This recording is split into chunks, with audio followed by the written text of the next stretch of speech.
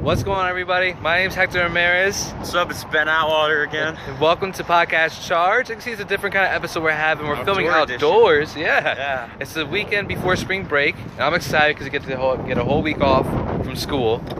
So instead of having the usual kind of episode, we're gonna go around campus, show you a little about UNH, all the sites and everything else. All right, so this is Kiowa Field. We actually just missed a little scrimmage between the soccer teams here we have at UNH. It's a nice field. And while we're at it, we're gonna get into our first news article for Podcast Charge of the Charger Bulletin right now. All right, Ben, so our first article for Charger Bulletin that came out in the past week. You can get your newspaper every Wednesday on the rack site at University of New Haven or go to chargerbulletin.com. Ben, what was our first article? So, last Sunday, there was an accepted students day, especially for, incoming freshmen that are going to join the marching band, you see. So, yeah, essentially how it works is unlike a normal accepted students day, we have lectures, tours. Here, you come up, you sit, you go to the Dodge Theater, there's a whole presentation about what marching band's all about, how it works, the time and everything, and you actually break up into your different sections and then you play together, and the incoming people can actually play with the veterans. So this event's very important to me because this is what made me decide to come to UNH. The marching band was a huge part of my decision, and this accepted students day really confirmed my choice. So yeah, it was really cool to go back there. I went back there last year as a freshman. I was a sophomore. I couldn't be there for the whole time, but I was able to go and meet some of the new prospective tuba freshmen. Yeah. So what instrument did you play? Tuba. Oh, nice. Tuba. Okay. Yeah. We actually practiced on this field out here all the time. Yeah, on Kiowa Field, where we just pointed out for everybody. Yeah. Yeah, but it was really cool, and then they come and have brunch with everybody at Bartell's, so they get to know the true UNH experience and everything. While Jason, the band director, great guy by the way, he was answering all these parent questions that they might have, because the band parents here are still very active. So yeah, it's definitely, we have a couple, I think there was somewhere around like 40 or so incoming freshmen, but there's always even more people that end up joining up. So right. Very exciting time. So what would you say is your best experience from being in a band here in college? In college or high school? College. Or is it more of the same in high school? No. It was very different in high school, because high school was all about a competitive marching band. We were run incredibly strictly because we had to get the highest points possible. And here it's a lot more just about putting on a good time and having a show. But we're definitely, one thing I've really liked seeing in this college band is because the marching band here is so new. It's like 6 years old. Mm-hmm. We've grown so quickly, and it's really cool seeing that, we're definitely starting to instill more and more discipline, which is what I'm used to from high school, which I like, because it was a little disconcerting to see a lack of that coming in as a freshman. Okay. And now, I'm seeing those changes being made as we get bigger and bigger and more legitimate, and I think it's really cool to see that change, over such a short period of time. So I'm really excited to see where it's going to go in, another 2 years, while I'm still here. So awesome. Yeah, best experience, it was really cool because this past fall we went back to Allentown to J. Bernie Crum Stadium, a place where I'd actually marched with my high school band. Oh, that's cool. So it was cool coming back there in a different band. My high school band didn't go that year, but it was cool nonetheless. Yeah, definitely. Well, that's one of the articles from the Charger Bulletin that came out in the past week. Very inspiring articles because all those freshmen are coming. It's like SOAR Day for UNH as well, except it's more personal, I think, for a band, because it's a band's like a tight group. I'd say so. It's so big now that it's like many tight groups. Oh yeah. It's like 200 kids, but yeah, it's definitely, we're pretty close. Nice. Well, let's get to our next destination here at UNH for a special episode of Podcast Charged. Right? Yeah, man. Now. Here we're coming up on Maxi Quad. This is where a lot of students come out, and they'll have special events here. We'll play music. Some people we see playing catch or frisbee. Just a big open lot for people just to have fun in. And then we have the two buildings here, just where the residents live at. This one's Bixler. The one we have here is Botwinick, right, Glenn? Home next year. This was your home next year? Yep, and that was my home last year. Oh, really? Yeah.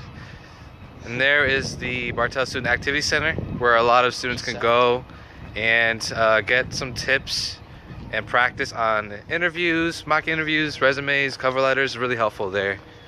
It's one of the free services here on campus that people should take advantage of. It should. Yeah. And if I turn around, we see Ben.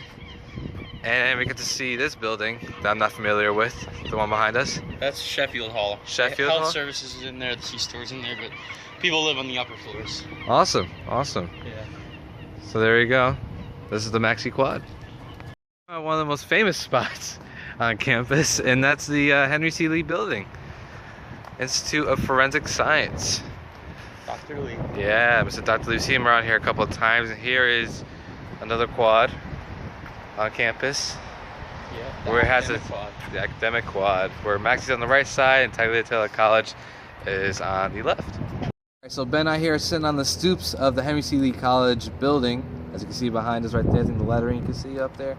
And we want to talk about another article for Podcast Charge, and that was a article written by Glenn Rohrbacher, and he had something to say about the Sodexo locations here on campus. He wanted to bring to light some of the complaints that that students have voiced recently and through the petition. We talked about this in an episode back of Podcast Charge, where some students just had complaints of the food services here by Sodexo. And it was an interesting article. Did you happen to catch it, Ben? I skimmed it. You skimmed it a little bit. It's been a busy week, but So you mentioned like places like the Wow Cafe, FOD. What was it? Food on Demand. Food on Demand. People call it FOD or FOD. Sandella's, and so I read the article fully, and his complaints were some I can align with. I mean, I'm from Hector. I don't really eat at a lot of places here on campus, but Sandella's I can relate to it because I don't think the service is as great, but the food is always on par for me. You know, it's always satisfactory. So, what is your what's your time with the food services here? Yeah. Like, what's your take on it? Well, as somebody with a meal plan, obviously I mostly eat on campus. That's the main, I mean, now that I have a car, it's a little easier to go out, but especially last year, I was pretty much confined to on-campus food. And I mean, here's the thing, like my aunt, she's worked in food service for like 20 years. She's worked at colleges like this. She's worked at all corporations. And, as such, we were always very close. So I always sort of learned like how these type of things work, how, you have to put in your orders way ahead of time, and how hard it is to really cook for like a huge group of people. I mean, I also grew up on camp food also, which was another reason why maybe, yes, even though it's not perfect, I don't necessarily mind it as much because I understand, when you're cooking for thousands of kids, whether it's at camp or whether it's here at school, it's going to be hard to make everything with the quality that you could if you were only making it for 20. And they're in the business of getting food out quickly to you, which they have to because they're on a time schedule.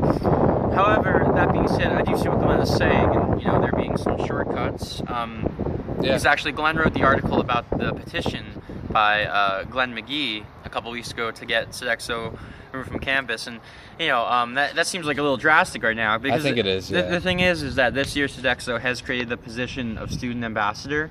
This guy Dan, he's really outgoing. He's a funny guy. He has tables and bar tells. We can go up and bring any of your suggestions to him, and they'll make conscious efforts. I mean, they even in Burgundy Hall where I live. They had they were him and Gordon Haynes, the new manager of food services here. Okay. They were sitting there, and as people came in and out, and they could talk to them. The thing is, a lot of people didn't want to talk to them, and I think if you don't want to try to talk to the people that are trying to help your problem, I don't really think you have a right to complain. I think the situation can be resolved instead of just trying to remove the service. It's more just They probably have a contract for a couple of years too, I'd imagine. Yeah, I mean, it's just more or less trying to just voice your concerns and see how we can work it out for the better. Because they're there to listen to you, Yeah. I mean, I have no experience with food on demand or Wild Cafe. I don't really eat at those places. With Sandella's, again, the quality of food's good. I like it. So I mean, I'm actually not too big a fan of Sandella's, but I honestly, I mean, Bartell's during lunchtime, it is on point. Yeah. The Indian food there, I love it, man. All right. Well, so I mean, everybody has their own opinions. Yeah. Places here on campus. Food is subjective, of course. But the only way we're going to resolve it is if we work together instead of just trying to point the finger at everybody. Yeah. Definitely. You can always go down to the office and find Sodexo Dan or Gordon or anybody, and they'll hear you out. Yeah. All right. So let's get to our next location here on Podcast Charge. Alright, so this is one of my favorite views of the campus because not only do you get a nice view of the parking lot as I'm showing you guys right here, but you see in the background, we get to see all of downtown New Haven. And it's completely beautiful. I love it coming up here and just looking at the skyline. It's even better when you see the sun coming up, and the only reason why I know that is because of Up Till Dawn. When I participate in it, it's like 6 a.m. You see the orange and the pink just come up in the horizon. It's completely beautiful. And more on that side is South Campus, I believe, down there. No, is that South Campus? Yeah, South Campus down there.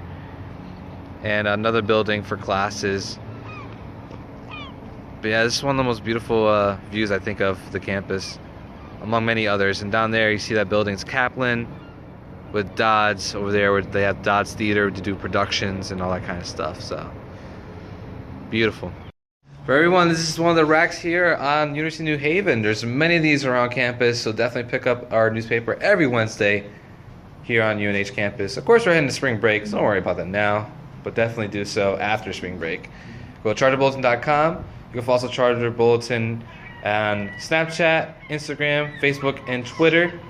And you can also like the video you see here and subscribe for more Podcast Charge. Everyone, so that's it for this episode of Podcast Charge. I hope you guys enjoyed it, showing you a little bit about UNH and different locations, as well as talking a little bit about the news that's come in the past week. Enjoy your spring break. Any last words, Ben, before the spring break?